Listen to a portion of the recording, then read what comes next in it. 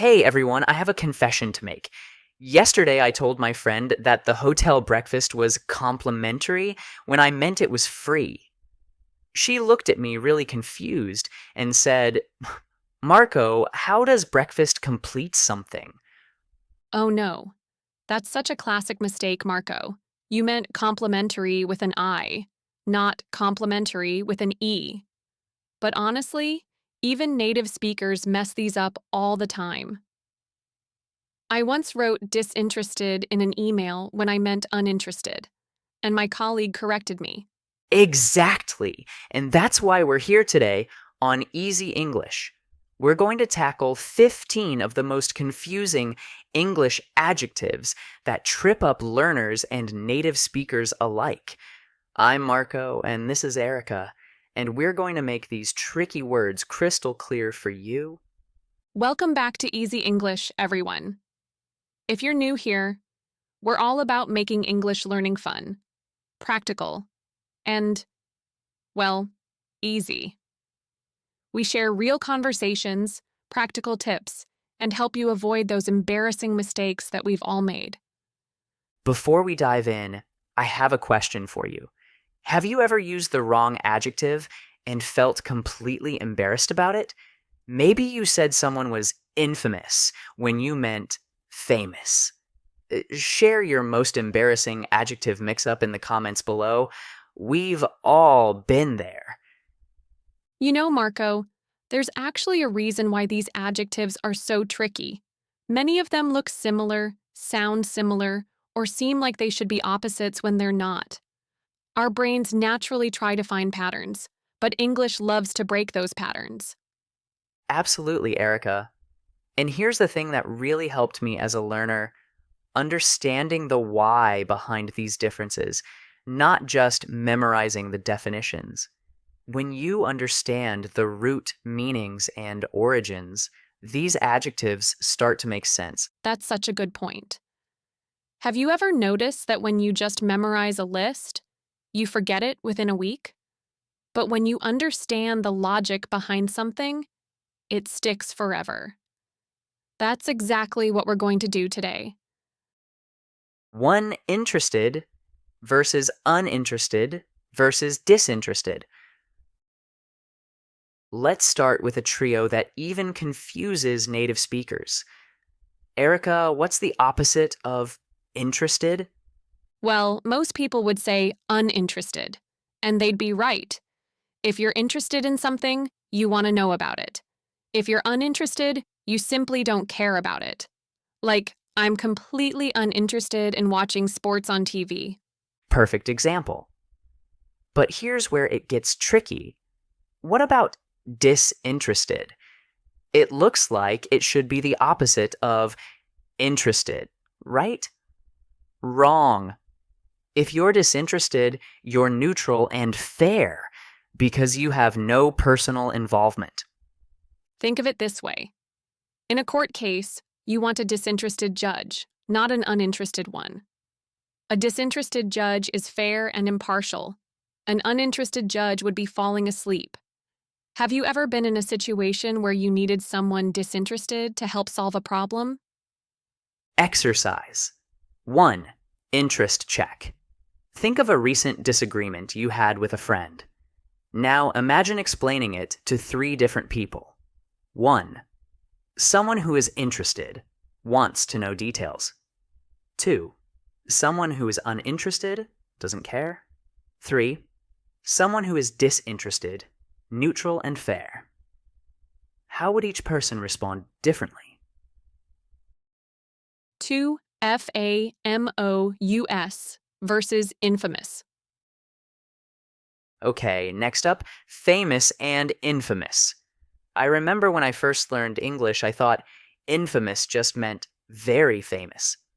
Boy, was I wrong? Ha! That's actually a really logical assumption. The prefix in often means very or extremely in some contexts. But with infamous, it means famous for something bad. So Al Capone was infamous, not famous. Exactly. And listen to the pronunciation difference. Famous is famous, but Infamous is infamous. I used to say infamous and people would look at me funny. The stress is so important. Both words are stressed on the first syllable. But here's a memory trick I use. Infamous people are in trouble for bad things. Famous people are celebrated. Infamous people are notorious. Can you think of someone who went from famous to infamous? Exercise 2. Fame game. Make 2 lists. 1. 3 famous people you admire and why they're famous. 2. 3 infamous people from history and what made them infamous. Notice how the word infamous automatically makes you think of negative things. Complementary versus complementary. Marco, remember your breakfast story from the beginning? Let's dive deeper into this one because it's a real challenge, even for advanced learners.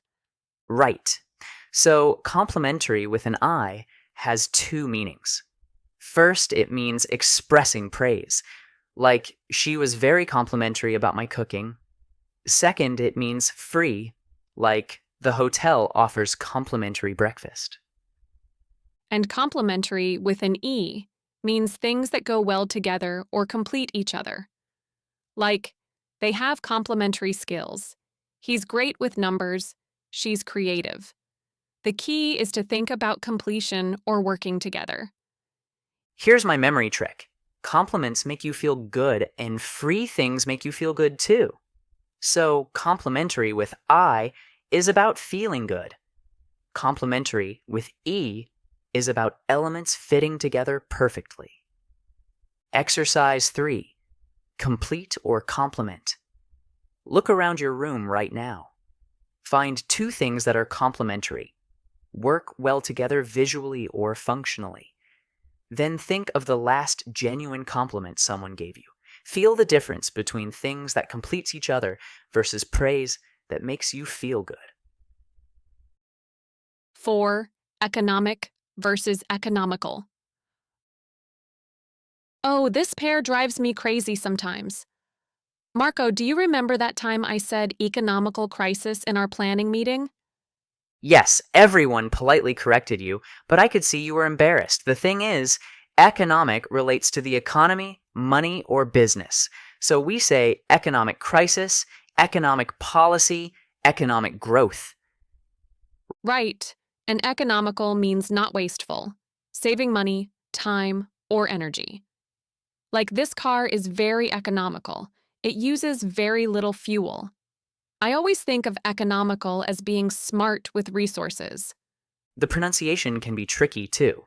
You can say either economic or economic for both words.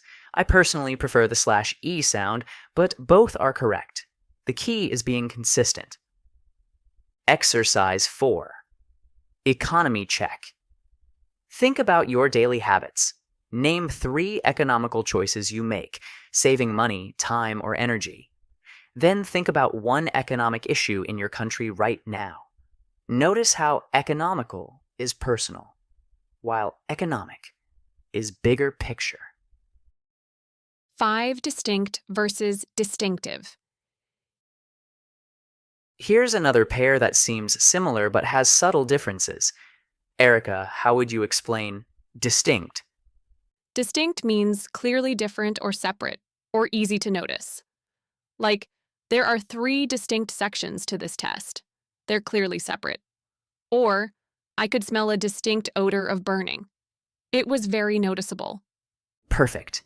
And distinctive means having a special quality that makes something easy to recognize because it's unique. Like, she has a very distinctive laugh. You'd recognize it anywhere because it's so unique. I love this example.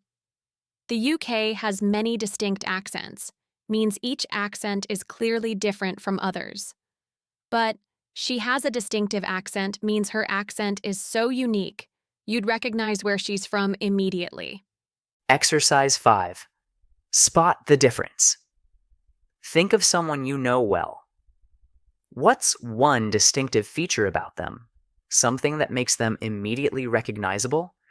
Now think of three distinct differences between your personality and theirs. Feel how distinctive is about uniqueness, while distinct is about clear differences. Classic versus classical. Marco, I know you love old movies. Help me explain the difference between classic and classical. Oh, great example. I love classic films from the 1940s, movies that are high quality, timeless, and represent the best of their era. Classic means something that's stood the test of time and is considered excellent. Exactly. And we can use classic more playfully too. Like, he forgot his keys again.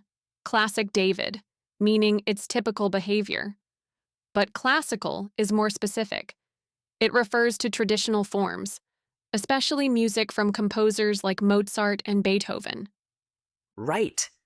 We also use classical for things related to ancient Greece and Rome, like classical architecture or classical literature.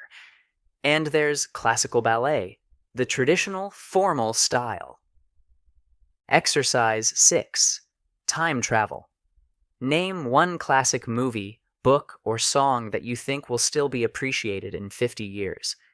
Now name one piece of classical music you've heard, even if you don't know the title. Notice how classic can be from any era, while classical often refers to specific traditional forms. 7. Historic versus historical.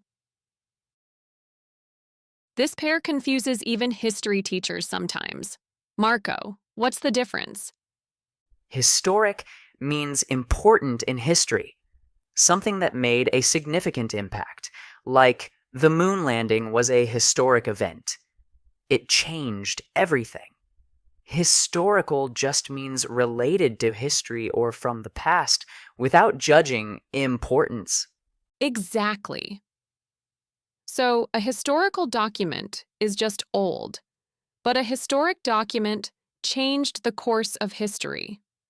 Like my grandmother's old letters are historical artifacts, but the Declaration of Independence is a historic document. I always remember it this way. Historic events make history. Historical things are just about history. Have you ever witnessed what you thought might be a historic moment? Exercise 7. History lesson.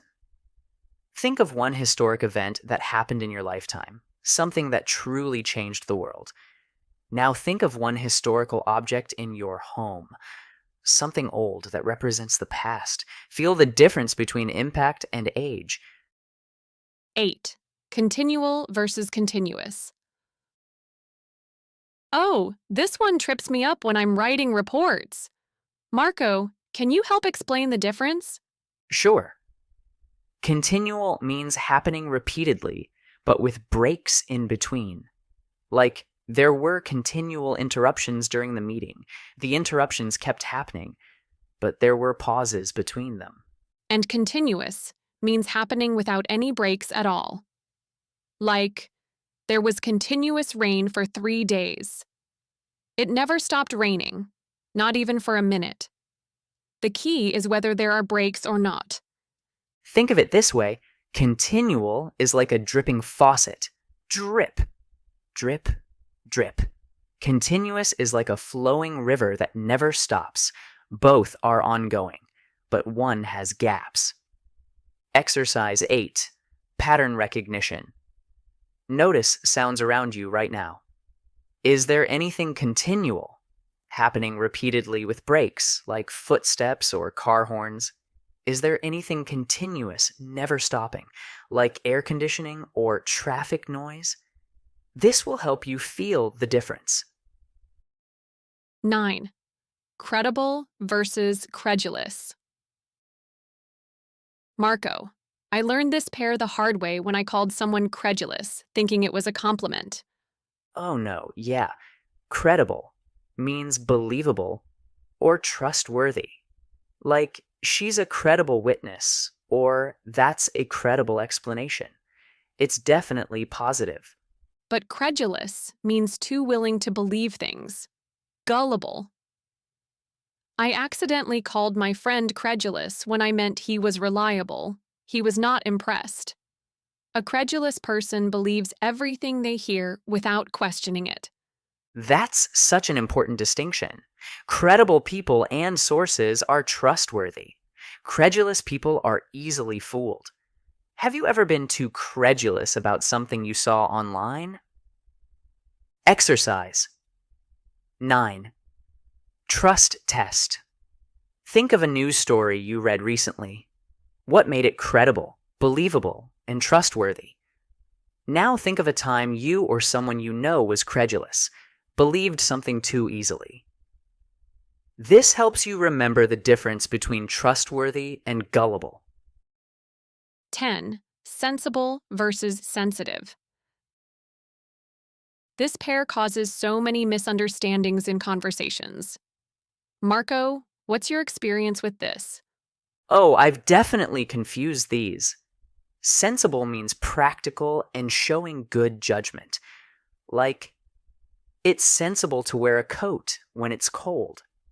Sensitive means easily affected by emotions or physical sensations, or being considerate of others' feelings. Right.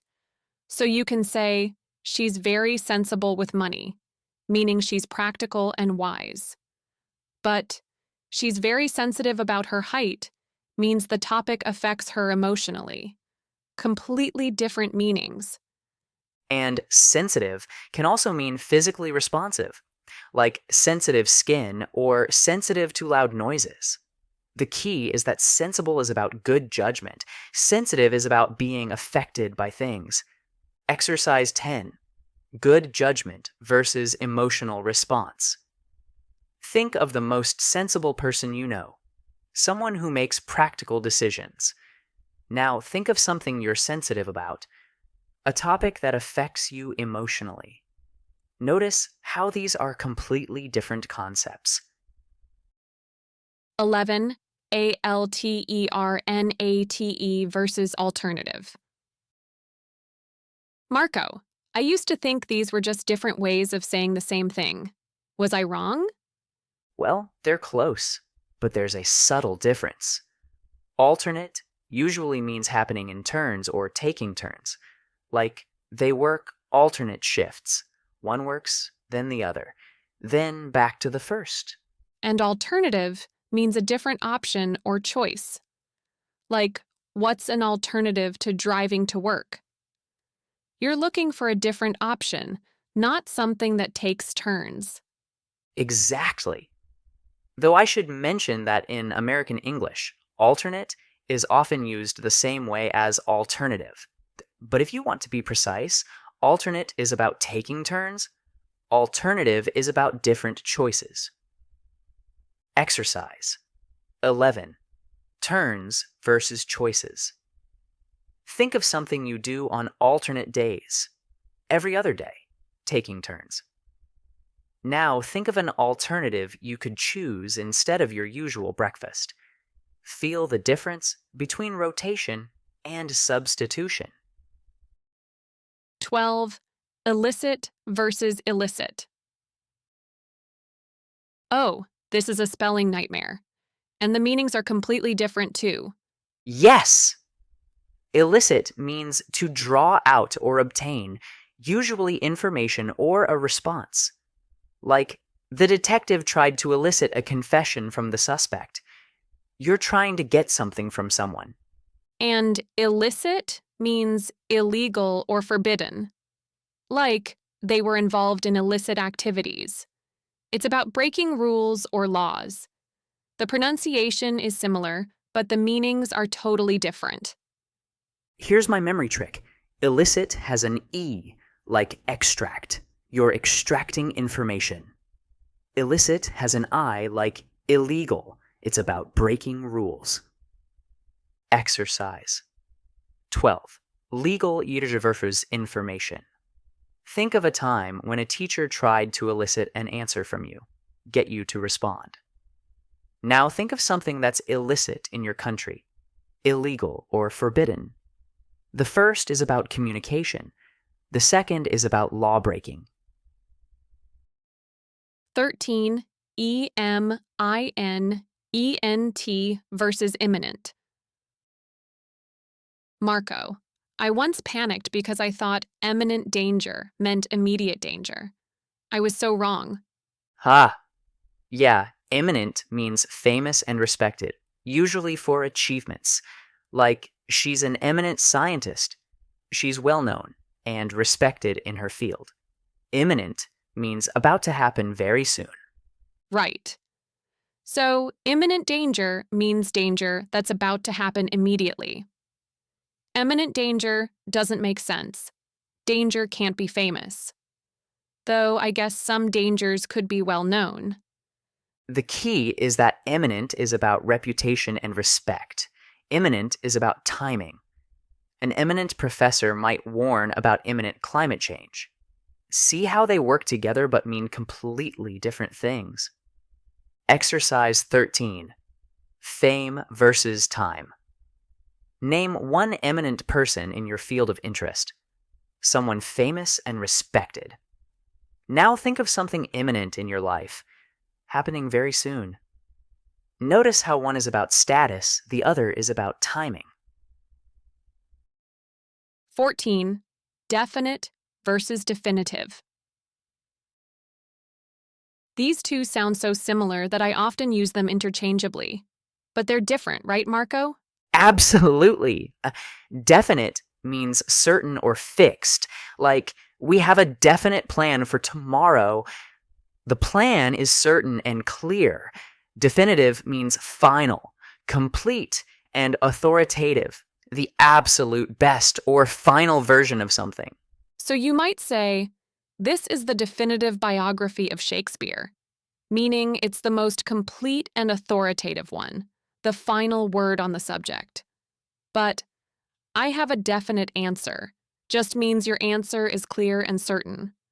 Exactly. Definite is about certainty. Definitive is about being the ultimate authority. You can have definite plans that aren't definitive. They're certain for now, but might change. Exercise 14. Certain versus ultimate.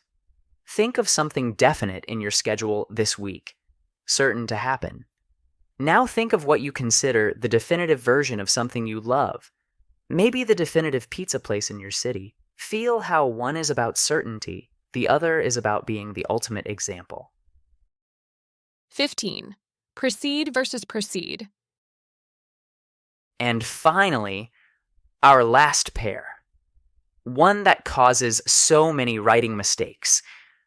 Oh, yes. Precede means to come before something in time or order. Like, the appetizer precedes the main course. It comes first. Proceed means to continue or move forward with something. Right, so you might say, after the presentation, we'll proceed with questions. You're moving forward with the next part. But the introduction precedes the first chapter.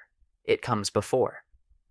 I remember this by thinking pre means before, so precede is about coming before.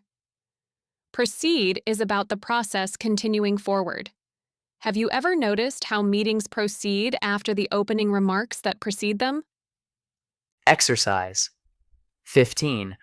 Order versus action. Think of your morning routine. What precedes your breakfast? Comes before it. Now think of how you proceed after breakfast. What you do next. One is about order in time. The other is about moving forward with action. Wow, Erika, we've covered a lot of ground today. 15 pairs of confusing adjectives that even native speakers struggle with sometimes. I know. And you know what I've realized? The key isn't just memorizing definitions. It's understanding the logic behind each word. When you understand why words are different, not just how they're different, you remember them better. Absolutely. And here's something important for our viewers. Don't expect to master all of these immediately. Pick 2 or 3 pairs that you find most challenging, and focus on those first. Use them in your daily conversations, write sentences with them, really make them yours. That's such good advice, Marco. I always tell my students it's better to really know 3 pairs perfectly than to sort of know 15 pairs. Quality over quantity. Which pairs from today's lesson do you think will be most useful for your daily English? Exercise. 16. Personal priority. Look back at all 15 pairs we covered today. Choose the 3 pairs that you think you'll use most often in your daily life. Write one sentence for each pair using both words correctly. This is your personalized practice set. Erika, let's give our viewers some concrete strategies for remembering these differences. What works best for you? I'm a visual learner, so I create mental images. For complimentary versus complimentary, I picture someone giving me a compliment and a free gift. Both make me feel good. For complementary, I picture 2 puzzle pieces fitting together perfectly. That's brilliant. I use context association. For historic versus historical, I think historic events make history. The emphasis on his helps me remember it's about importance. For historical, I just think old stuff about history. And here's a universal strategy. Use them in personal sentences about your own life. Don't just learn, the judge must be disinterested. Instead, say, when my friends argue, I try to be disinterested so I can help them fairly. Personal connection makes everything stick better. Exercise. 17. Personal connection. Choose 5 pairs from today's lesson. For each pair, write 2 sentences about your own life, experiences, or opinions. Make them personal and meaningful to you. This creates stronger memory connections. Common mistakes and how to avoid them. Let's be honest about the mistakes we all make. Erika, what's the most common error you see with these adjective pairs? Definitely mixing up complementary and complementary. I see this in emails, social media, even professional writing. People write complimentary breakfast when they mean free breakfast, or complementary colors when they mean colors that go well together. And I notice people often use disinterested when they mean uninterested, especially in casual conversation. They'll say, I'm disinterested in sports when they mean they don't care about sports, not that they're neutral about them. Here's what helps. When you're unsure, stop and think about the core meaning. Is it about being neutral and fair? Then it's disinterested. Is it about not caring? Then it's uninterested. Take that extra second to think. Exercise. 18. Error prevention. Think about your own English writing. Emails, messages, social media posts. Which of today's adjective pairs do you think you're most likely to confuse? Write yourself a note with the memory trick that works best for you. Marco, I want to address something important. I know some of our viewers might feel overwhelmed by all these differences. If you're feeling that way, it's completely normal. Absolutely, Erika. Even native speakers get these wrong sometimes. I have a university degree, and I still double-check affect versus effect when I'm writing. The goal isn't perfection, it's progress and communication. Exactly. And remember, making mistakes is part of learning. Every time you catch yourself using the wrong adjective and then correct it, your brain is getting stronger. Those oops moments are actually learning victories. I love that perspective. And here's something encouraging. Once you really understand 5 or 6 of these pairs, the others become easier. Your brain starts to recognize the patterns and logic behind similar-looking words. You know what I find amazing? Every time you master one of these tricky adjective pairs, you're not just learning vocabulary. You're training your brain to notice subtle differences and think more precisely. That's so true. These skills transfer to other areas of life too. When you can distinguish between economic and economical, you're developing analytical thinking that helps in business, academics, even personal relationships. And think about this. Native speakers will notice when you use these adjectives correctly. It shows sophistication and attention to detail. It's like the difference between wearing a well-fitted suit versus one that's almost right, but not quite. Perfect analogy. It shows that you care about precision and excellence. These small details make a big impression in professional settings, academic writing, or even casual conversations with educated native speakers. All right, everyone, it's time for our final challenge. We're going to give you 5 sentences, and you need to choose the correct adjective. Marco, are you ready? Ready? Here we go. Question 1. The wine is dzbaks to the rich flavor of the cheese. Is it complementary with an I or complementary with an E? Question 2. We need a Bob-on judge who won't favor either side. Is it uninterested or disinterested? Question 3. That building has very dzbialach architecture that makes it easy to recognize. Is it distinct or distinctive? Question 4. The OS crisis has affected unemployment rates nationwide. Is it economic or economical? And finally, question 5. Mozart's symphonies are considered Jew. Music. Is it classic or classical? Write your answers in the comments. We'll pin the correct answers and let us know how many you got right. Don't worry if you didn't get them all. That's why we're here to help each other learn. Before we wrap up, we want to hear from you. Which pair of adjectives from today's lesson do you find most confusing? And more importantly, do you have any memory tricks that help you remember the differences? Yes. Share your own strategies in the comments. Maybe you have a funny story about mixing up these words, or a clever way to remember the difference. Your tips might help other learners too. And if you found this lesson helpful, there are a few ways you can help us help more people. First, give this video a thumbs up. It really helps other English learners find our content. Second, subscribe to Easy English if you haven't already, and ring that notification bell so you never miss our latest lessons. We're always creating content to make English learning easier and more enjoyable. Finally, we want to challenge you to use 3 of these adjective pairs in real conversations this week. Don't just learn them, use them.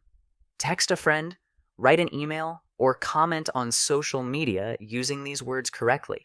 That's the best way to make them stick in your memory. And remember, every time you use English, whether perfectly or imperfectly, you're growing as a language learner. We're proud of your dedication to improving. Thank you so much for learning with us today on Easy English. I'm Marco. And I'm Erika.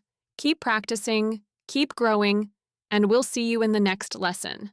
Until then, keep making English easy. Bye, everyone. See you soon.